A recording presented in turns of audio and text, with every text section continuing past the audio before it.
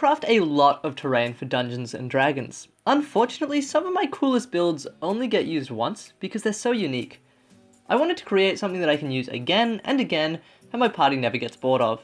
We have a lot of encounters that happen on the road, whether it's being attacked by bandits, coming across a wandering troll, or perhaps the forest has gotten tired of travelers going through it and has decided to retaliate. There are also a lot of role-playing opportunities that could happen on the road. Maybe the party meets a group of refugees fleeing from a distant war. Maybe a carriage filled with gold is broken down and needs repairs. In this video, we are going through how I made this board, as well as all the pieces on it. The options go on forever, so it was time for me to start building. In this build, there are 3 key errors that I made that you can learn from so you don't need to make the same mistakes.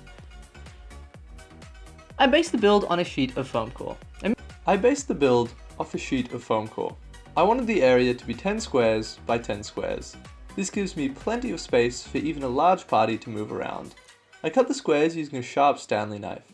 In my head, the foam core would be a great base because it's lightweight and easy to cut. With the base cut, I needed to place a road on it. I used XPS foam and cut 2 thin sheets.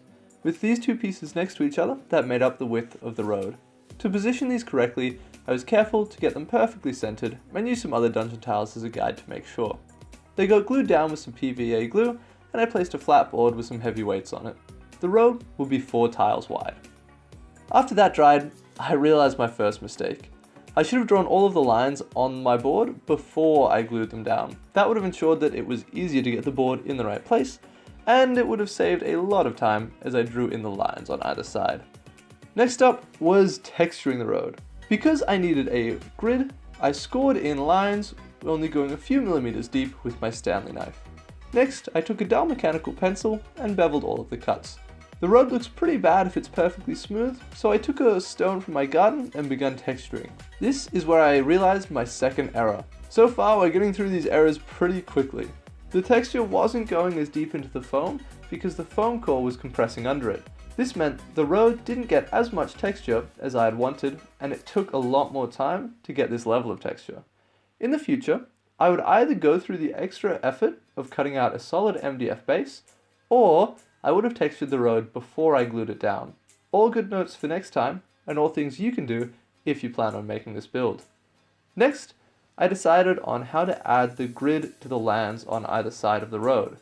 I could either cut in lines, but that doesn't really look natural and definitely breaks my immersion from the game. It could also break my party's immersion, causing them to lose focus on the game and not be as interested in the world that I crafted. I needed to innovate. I decided that I would use small little hatches. I built these in Blender and then I printed them on my Ender 5. It's probably way over the top to digitally design and print these, but because I had the tools, it was super quick and easy. If you don't have a printer, you could easily make these hatches out of anything. Maybe try toothpicks. And I wasn't sure if this idea would work, but it was definitely worth trying, so we'll figure out how it goes. If you do have a printer, these are super simple and I put the file in Thingiverse. A link to that is in the description. I glued down the corners of the grid with a bit of hot glue. I jumped across and decided to make some large tree bases. To make a tree to scale would be huge and super impractical, so I decided to just make the base of a tree. I got this idea from a Star Wars Legion Endor board, where they used just the bases to make the huge Endor trees. Props to the creator of that board. Mine's going to be similar. I cut a cylinder using a hot wire cutter. You could just as easily carve this with a knife. It's not important to be super neat here, you just need the rough shape. I cut some triangles that would act as the roots splaying out at the bottom of the tree. These not only make it look more interesting and realistic, but they also stabilize it so it's harder to knock over. Pretty important when you're playing with my party. I glued these on using my hot glue gun. At this point it doesn't particularly look like a tree, but not to worry. I mixed up a small amount of plaster of Paris. This stuff is great for crafting. I would recommend every crafter has it in their arsenal. It's super cheap too. A 1 kilogram bag cost me $7 at my hardware store, and for small projects like this, it lasts a long time. I made a mix of plaster that was relatively dry, so it was more of a paste than a liquid. With my fingers, I smeared it all across the tree. This did a few things. It smoothed out all of the roughness, blended in all the roots to the trunk, and it added a cool bark texture all at the same time. That's pretty efficient if I say so myself. On my first pass, it looked a bit rough and a bit blobby in places, but I left it for 10 minutes, and after the plaster had set a little bit more, I went in with clean hands and I smoothed it out again. This makes the trees look really, really good. The final step was just drawing a tree ring texture into the top side. I did a spiral rather than rings. It's a bit less realistic, but a lot more whimsical. These trees were super easy and anyone could do them. Now, I had a bunch of plaster left over from this. I added a bit more powder to the mix and mixed in a bunch of sand. This is how I do my ground cover. It ends up having all of the slight undulations that the ground has in real life. It also has a really nice variety of textures. It might not be the most realistic, but we aren't going for realism with this build. We just want it to look cool. I started smearing this stuff all over the board. I made sure to leave the hatches exposed. This made the ground level with the road as well as the hatches. This step was super important and I could really see my board coming together. After covering one whole side, I used a rag to make sure the hatches were clean and still stood out. Just like with the tree, I gave it some time to dry and then I came in with a clean hand and I smoothed it out a little bit more. I knew that I needed to have a few more props on this board than just trees. I decided I would start with the road sign. I cut a thin strip of foam and added wood texture to it. Adding wood texture is super easy. My preferred method is to take a sharp, but not too sharp pencil and draw lots of wavy lines in. If you push too hard you can break the surface of the foam and tear it, so you just want to be a bit gentle and slightly depress it. I also cut some thin square-based rods and textured these in the same way as the signpost. I had one long rod to act as the post and 4 shorter ones to act as the feet. I considered rather than having feet to glue this into the base. This would make it a bit more realistic, but it would also make the board a complete pain to store and it would probably break off pretty quickly. It's important to take not only appearance and playability into account when crafting, but also durability and storage. I should have left these in one big piece and textured them all together before cutting them, because trying to texture these small bits is a little bit challenging. But I got it done and I hot glued all of these pieces together, and that's the signpost built.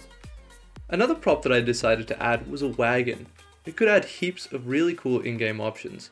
I thought maybe it could be a passing trader that the players could resupply from, or maybe it's a caravan of treasure that the players must either protect or rob depending on their alignment. It could even just be abandoned and pose an interesting mystery for the players to solve. I started by cutting a thin sheet of foam. I've gotten in the habit of always turning on a fan blowing directly on my wire cutter while I use it. Even though I'm in the garage with the doors wide open, fumes from the wire still smell really strongly while I'm cutting.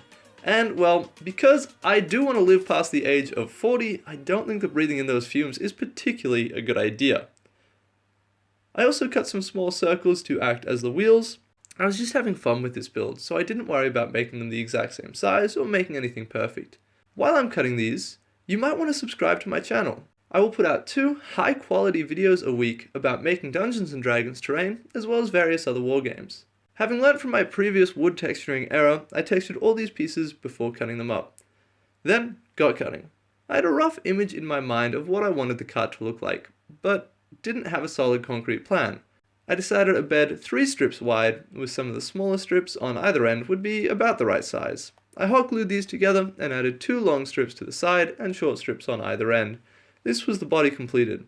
With a few more cuts and a bit more glue, I added a seat for the cart's driver, and added a long section for the rod sticking out from the front to connect to the horses. In retrospect, I probably should have made this a bit longer, but I was too caught up in crafting to worry about measuring anything too precisely. The final step was connecting the wheels. I added one of my larger strips under the wagon, and used the rods as an axle for the wheels. I added a crossbar to the front, and that was the wagon completed. In total, I reckon this took me about 10 minutes, and I'm super happy with how it looks. With that, all of the crafting is done, meaning it's time to start painting. Spray paint can melt foam really easily, so it's important that when you spray, the foam is held a long way away from the spray can.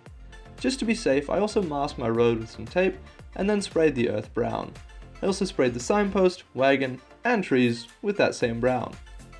I based out the road with a grey paint that was a simple mix of black and white diluted with some water. I added a bit more white to that grey, and I dry brushed over the road. Then I went very finely with a bit of pure white as a final highlight. This wasn't the fanciest paint job, but I think it fits the road really well. I moved to the earth next. I used a brown that was slightly lighter than the base coat. I did 1 thick layer of that, then mixed in a dab of white and did a second lighter dry brush. At this point the hatch marks didn't stand out very much. I could go with white and they would stand out a lot and be easy to see, but it would be a bit ugly and out of place, potentially distracting from the terrain itself. Or I could go with black, and they might not stand out as much, but will blend a lot better and look a lot more natural with the build. I opted for black, and I'm so glad that I did. They don't stand out from a distance, which tricks you into thinking that it's a board without those ugly hatch marks in it, but close up you can see them. It strikes a great balance of looking good but still being practical for gaming. The final touch to finish off the painting on the base was doing the rim black, a super important and often overlooked step.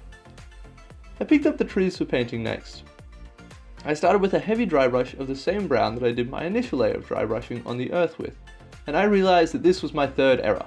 This is really important because I almost painted all of my browns, the trees, the cart, the sign, and the earth, the exact same way, and that would have been terrible because they're all completely different things.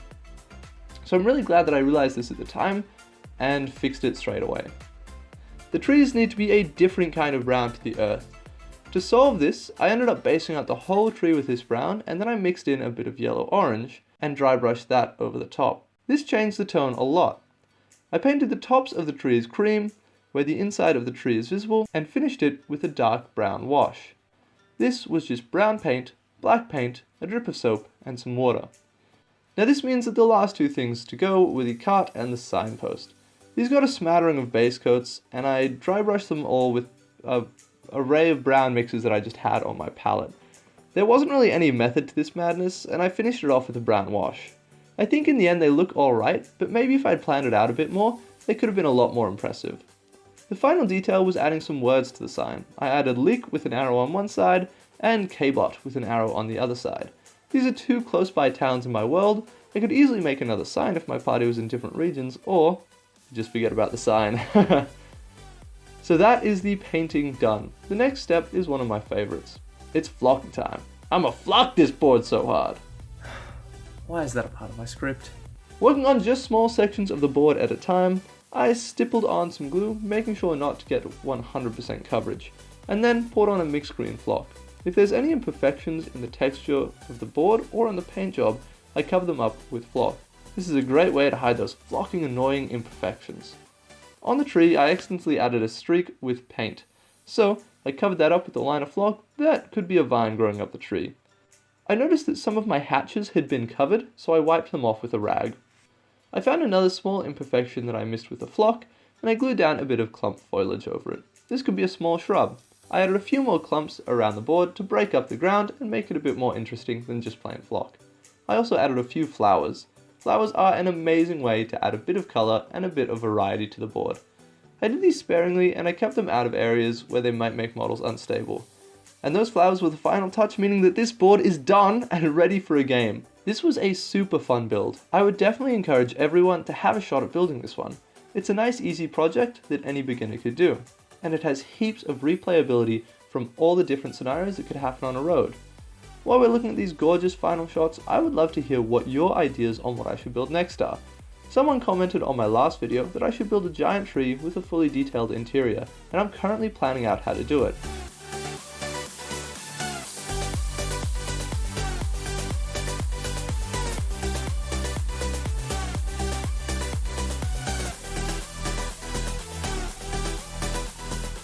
If you want to check out some of my other builds like my Wizard's Tower, my Mordor gaming board, or my Elven City, please check out my channel.